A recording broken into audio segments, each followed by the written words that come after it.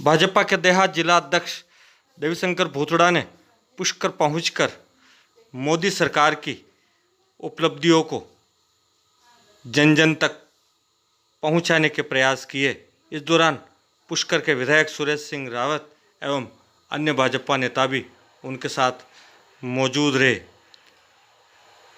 यहां पहुंचने पर सर्वप्रथम भूतड़ा ने डॉक्टर भीमराव अंबेडकर के चित्र पर माल्यार्पण कर मोदी सरकार की उपलब्धियों का गुणगान किया और गहलोत सरकार पर जमकर बरसे। देवीशंकर भूतड़ा ने बताया कि केंद्र की मोदी सरकार कोविड-19 के लिए भी बहुत ही अच्छा कार्य कर रही है। नरेंद्र भाई मोदी सरकार 2 के 1 वर्ष पूर्ण होने के अवसर पर उनकी ऐतिहासिक उपलब्धियों को हम घर घर तक पहुंचाने के लिए ये हमारा 8 जून से कार्यक्रम का शुभारंभ हुआ है। इस कार्यक्रम के माध्यम से जो मोदी सरकार ने ऐतिहासिक और अविस्मरणीय जो काम किए हैं, देश की सुरक्षा को सर्वोपरि रखते हुए, राष्ट्रवाद को मजबूत करते हुए, गांव, गरीब और किसान की चिंता करते हुए, उनके विकास को सर्वोपरि मानते हुए इस कोरोना महामारी के अंदर भी एक ऐतिहासिक कार्य किया है और कोरोना महामारी से आम जन को राहत देते हुए देश को भी आत्मनिर्भर बनाने की ओर जो कदम बढ़ाया है, उसकी सारी उपलब्धियों को हम जन जन तक ले जा रहे हैं।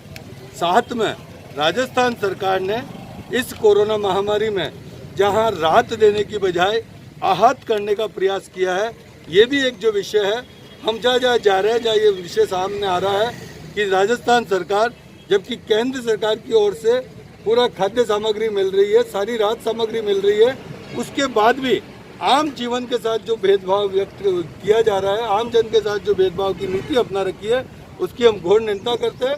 और हम राजस्थान सरकार से मांग करते हैं कि केंद्र सरकार जहां आपको राहत देने में कोई कमी नहीं रख रही है, हर तरीके की आप जो राहत मांग रहे हो, उसके बावजूद भी आप एक ढेले की राहत नहीं दे रहे हो। यहाँ तक कि राजस्थान के जो प्रवासी हिंदुस्तान भर के अंदर रहते हैं, उनकी जो दशा राजस्थान सरकार ने की है, मैं समझता हूँ घोर निंदनीय है।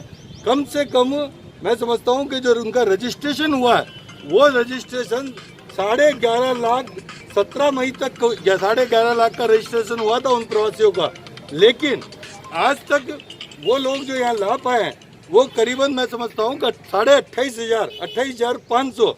इसका हमारे यहाँ के हाईकोर्ट ने भी इसके बारे में नाराजगी व्यक्त करते हुए कहा है कि राज्य सरकार इस पर गौर करे। राज्य सरकार केवल बातें कर रही है, काम ढेले का नहीं कर रही है। चारों ओर प्रकोप बढ़ रहा है, लेकिन राहत नाम की कोई चीज़ नहीं है, चाहे वो बिजली के मामले में हो, और केवल टैक्स लगाने का काम कर रही है। राजस्थान सरकार आने के बाद जो बिजली की दरों में बढ़ती, उसके बाद सरचार्ज, उसके बाद स्टाम्प ड्यूटी में, और उसके बाद कृषि उपज मंडी पर भी जो टैक्स लगाया, उससे उन्होंने और ज़्यादा आम जन के ऊपर, चाहे गरीब हो चाहे किसान हो, हर व्यक्ति के ऊपर मार पड़ी है। हम इस सारे विषयों को लेकर के जनता के पास जा रहे हैं और जनता से जो केंद्र सरकार के प्रति जो भ्रमजाल फैलाया जा रहा है, उस भ्रमजाल के प्रति भी जनता को सावधान कर रहे हैं, क्योंकि मोदी जी की सरकार ने जो 70 साल की बीमारियों को, चाहे 370 धारा हो, चाहे राम मंदिर का मुद्दा हो, चाहे वो हमारे नागरिक संशोधन विधेयक के मामला हो, चाहे 3 तलाक का मामला हो, मैं समझता हूँ कि ऐसी बीमारियाँ थी जो आज़ादी के बाद जिसके निपटारे का हर आदमी देख रहा था, और उन सबको हल करते हुए भी आम जनता जो ख्याल रखा है, हम मोदी सरकार का आभार व्यक्त करते हैं, उनका अभिनंदन करते हैं, और इसके लिए हम आम घर घर तक हम जा रहे हैं।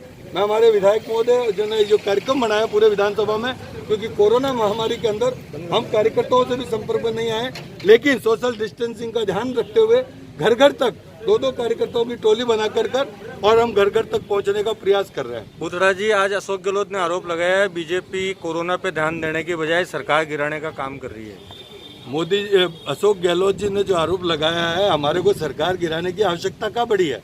देश के प्रधानमंत्री नरेंद्र भाई मोदी को तो कोरोना से निपटने की फुर्सत नहीं मिल रही है और आम जन को राहत देने की सोच रहे हैं। वो किसी भी सरकार को गिराने का प्रयास नहीं कर रहे हैं। कांग्रेस अशोक गहलोत के तो खुद के अंदर ही कर्म खराब है, तो उनके लोग ही कब गिराने को प्रयास कर रहे हैं। अशोक गहलोत के लोग मुझे ये बताओ कि राजस्थान सरकार के अंदर अजमेर जिले के अंदर चिकित्सा मंत्री है और चिकित्सा मंत्री ने आकर एक बार भी इस कोरोना महामारी के अंदर प्रशासन की मीटिंग ली क्या? उन्होंने कभी किसी से चर्चा करी क्या? मैं केकड़ी विधानसभा क्षेत्र में जाकर आया हूँ, वहाँ एक भी जगह जाकर के केकड़ी के लोगों को नहीं संभाला है। वहाँ मानव तस्करी हो रही है और मानव तस्करी में एक 10 साल के बच्चे को ललाई गांव से गायब कर लिया गया है। आज तक वो बच्चा नहीं मिला है। हम ये सारे विषय कलेक्ट कर रहे हैं। हमने बाकायदा उसके जो ग्राम सेवक है वो कह रहा है कि हमारे को ये दिशा निर्देश है कि केवल कांग्रेस के कार्यकर्ताओं को आप ये नरेगा में काम दो, बीजेपी के अन्य लोगों को नरेगा में काम मत दो। इसकी उस ग्राम सेवक की हमारी रिकॉर्डिंग है हमारे पास में। हम ये सारे प्रमाण शुदा कार्यक्रम समाप्त होने के बाद कलेक्टर को हम ये जानकारी देंगे और उनको कार्रवाई करने की मांग करेंगे।